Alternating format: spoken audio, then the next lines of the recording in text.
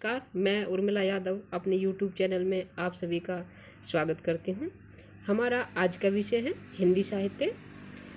हिंदी साहित्य के प्रगतिवाद के अति महत्वपूर्ण वस्तुनिष्ठ प्रश्न जो UGC नेट, टेट और सभी प्रकार की हिंदी साहित्य से संबंधित परीक्षाओं के लिए अत्यंत महत्वपूर्ण है। प्रत्येक प्रश्न को विस्तृत रूप से समझाने का प्रयास किया गया है।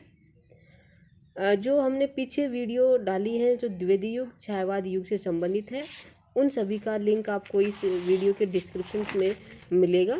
आप उसको लिंक के माध्यम से द्विवेदी युग और छायावाद युग से संबंधित महत्वपूर्ण प्रश्नों को देख सकते हैं। इस वीडियो को आप लाइक कीजिए, शेयर कीजिए, सब्सक्राइब कीजिए और अंत तक देखिए। हमारे आज के प्रश्न इस प्रकार से हैं। प्रश्न नंबर 1, प्रगतिवाद का संबंध किस दर्शन से है? हमारे पास विकल्प है मार्क्सवाद, अद्वैतवाद, द्वैतवाद, विशिष्ट अद्वैतवाद। इसका उत्तर है मार्क्सवाद। प्रगतिवाद का संबंध मार्क्सवाद से है। उत्तर क। अगला प्रश्न है प्रगतिवादी काव्य की समय सीमा क्या है? 1936 से 1943, 1950 से 1960, 1920 से 1936। इसका उत्तर है क, 1936 से 1943। प्रगतिवादी काव्य धारा 1936 में प्रारंभ हुई थी और 1943 तक चली थी। अगला प्रश्न है निम्न में से कौन प्रगतिवादी कवि नहीं है? हरिओद, त्रिलोचन, नागार्जुन, केदारनाथ, अग्रवाल। हमारे पास 4 विकल्प है। इनमें से हरिओद, जिनका पूरा नाम अयोध्या सिंह उपाध्याय हरिओद है, ये प्रगतिवादी कवि नहीं है, ये द्विवेदी युगीन कवि हैं। इनका जन्म 1865 में हुआ था और इनकी मृत्यु 1947 में हुई थी। त्रिलोचन, इनके बारे में थोड़ा बता देती हूँ। त्रिलोचन, इनका जन्म 1917 में हुआ और मृत्यु इनकी 2007 में हुई, 1917 से 2007।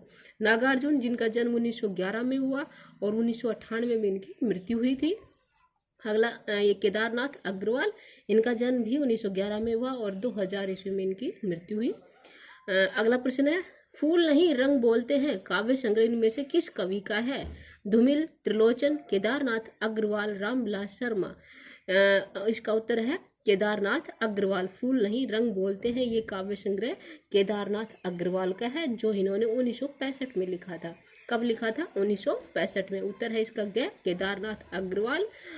फूल नहीं रंग बोलते हैं जो 1965 में लिखा गया इनका काव्य संग्रह है। अगला प्रश्न है दिनकर को किस वर्ग में रखा जाएगा? छायावादी कवि, प्रेम और मस्ती के कवि, प्रयोगवादी कवि, राष्ट्रीय सांस्कृतिक धारा के कवि। इसका उत्तर है राष्ट्रीय सांस्कृतिक धारा के कवि। जो रामधारी सिंह दिनकर हैं, इनका जी राष्ट्रीय सांस्कृतिक धारा के कवि हैं। उत्तर है घ। प्रेम और मस्ती के कवि हैं हरिवंश राय बच्चन, राय देवी प्रसाद पूर्ण, माखनलाल चतुर्वेदी, हरिओद। इसका उत्तर है हरिवंश राय बच्चन। हरिवंश राय बच्चन जी प्रेम और मस्ती के कवि हैं। ये प्रसिद्ध फिल्म स्टार अमिताभ बच्चन जी के पिताजी हैं। अगला प्रश्न है बैद्यनाथ मिश्र किस कवि का वास्तविक नाम है? मुक्तिबोध, त्रिलोचन, धूमिल, नागार्जुन। बैद्यनाथ मिश्र नागार्जुन का वास्तविक नाम है और ये इन्हें 1938 में बौद्ध धर्म ग्रहण करने के बाद नागार्जुन नाम से प्रसिद्ध हुए। उससे पहले इनका नाम बैद्यनाथ मिश्र था। वास्तविक जो मूल नाम है बैद्यनाथ मिश्र है। बौद्ध धर्म 1938 में इन्होंने ग्रहण किया और उसके बाद इनका नाम नागार्जुन पड़ा। अगला प्रश्न है गीत फरोश नामक प्रसिद्ध कविता है भगवती चरण वर्मा, भवानी प्रसाद मिश्र, वीरेंद्र मिश्र और केदारनाथ अग्रवाल। जो गीत फरोश नामक प्रसिद्ध कविता भवानी प्रसाद मिश्र जी की है और ये इनका प्रथम काव्य संग्रह है गीत फरोश भवानी प्रसाद मिश्र। का उत्तर है ख।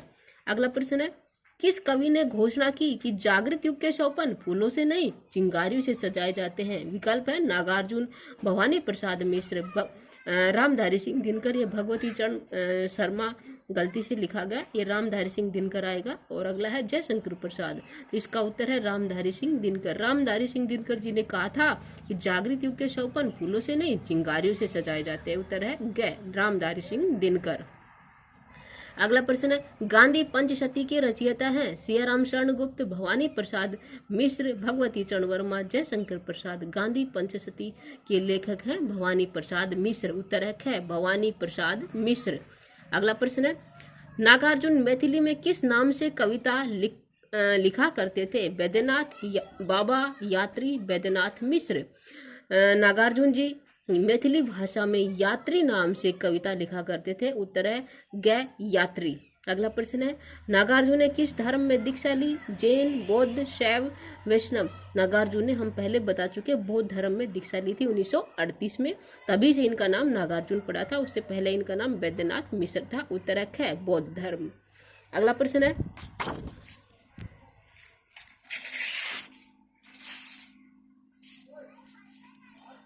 मासल प्रेम की कविताएं किसने लिखी? नरेंद्र शर्मा, हरिवंश राय बच्चन, रामेश्वर शुक्ल अंचल, नागार्जुन। मासल प्रेम की कविताएं रामेश्वर शुक्ल अंचल जी ने लिखी थी।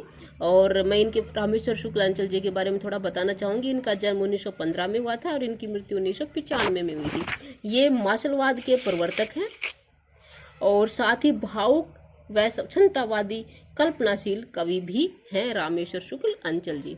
इसका उत्तर है ग रामेश्वर शुक्ल अंचल। अगला प्रश्न है, निम्न कवियों में से कौन पेशे से वकील थे? केदारनाथ अग्रवाल, त्रिलोचन, केदारनाथ सिंह, रांगी राघव। इसका उत्तर है क केदारनाथ अग्रवाल। केदारनाथ अग्रवाल ने वकालत भी की, ये पेशे से वकील भी थे। अगला प्रश्न है, किसकी कविताओं में धरती की सौंधी गंध है? त्रिलोचन, शिव मंगल सिंह सुमन, केदारनाथ अग्रवाल, भवानी प्रसाद मिश्र। त्रिलोचन जी की कविताओं में धरती की सौंधी गंध है। इसका उत्तर है क्या? त्रिलोचन। अगला प्रश्न है, प्रेत का बयान नामक कविता के रचयिता हैं नागार्जुन, माखनलाल चतुर्वेदी, केदारनाथ अग्रवाल और केदारनाथ सिंह। तो प्रेत का बयान जो कविता है ये नागार्जुन द्वारा लिखी गई है। उत्तर इसका क्या? नागार्जुन।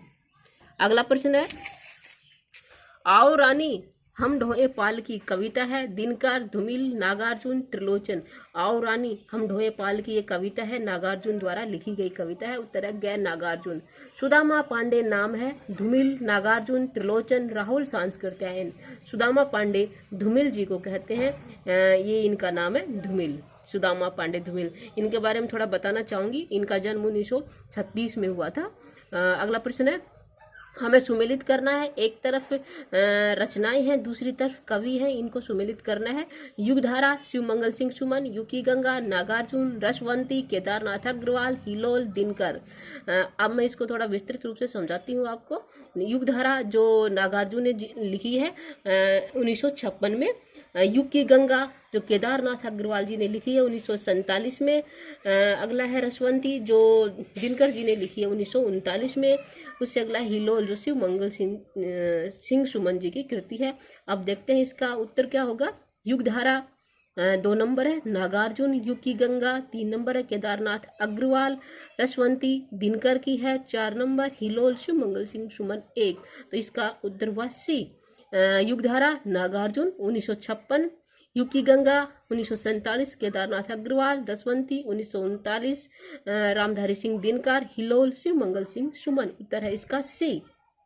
अगला प्रश्न है, मारो मारो मारो हंसिया, हिंसा और अहिंसा क्या है? ये पंक्तियां किस कवि की हैं? केदारनाथ अग्रवाल, नागार्जुन, रामविलास शर्मा, रांगी राघव। जो ये पंक्तियां हैं ये केदारनाथ अग्रवाल की हैं। मारो मारो मारो हंसिया, हिंसा और अहिंसा क्या है? केदारनाथ अग्रवाल जी द्वारा कही गई पंक्तियां हैं। अगला प्रश्न है, मार्क्सवादी आलोचक हैं रामविलास शर्मा, अमृत राय, भैरव प्रसाद गुप्त, रांगी राघव और ये सभी। इसका उत्तर है ये सभी। रामविलास शर्मा, अमृत राय, भैरव प्रसाद गुप्त, रांगी राघव ये सभी जो आलोचक हैं मार्क्सवादी आलोचक हैं, प्रगतिवादी कवि हैं, लेखक हैं। अगला प्रश्न है, कुरुक्षेत्र की रचना में कवि का मूल उद्देश्य क्या है? प्रतिशोध की भावना का चित्रण, महाभारत की कथा का पुनराख्यान, युद्ध और शांति की समस्या पर गंभीर चिंतन। इसका उत्तर है क्या? युद्ध और शांति की समस्या पर गंभीर चिंतन। मैं आपको बताना चाहूंगी कुरुक्षेत्र जो रामधारी सिंह दिनकर द्वारा लिखी गई कृति है जो इन्होंने 1946 में लिखी थी और इसमें युद्ध और शांति की समस्या पर गंभीर चिंतन किया गया है। इसका उत्तर है ग। अगला प्रश्न है, भारतीय प्रगतिशील लेखक संघ की स्थापना कब हुई? 1935, 1936, 1938, 1940। भारतीय प्रगतिशील लेखक संघ की स्थापना 1936 में हुई। इसका उत्तर है ख 1936। अगला प्रश्न है, भारतीय प्रगतिशील लेखक संघ की स्थापना सर्वप्रथम कहाँ हुई? London, New York, Lucknow, Allahabad. भारतीय प्रगतिशील लेखक संघ की स्थापना सर्वप्रथम लखनऊ में हुई थी। और साथ में आपको हम बता चुके हैं 1936 में हुई है लखनऊ में।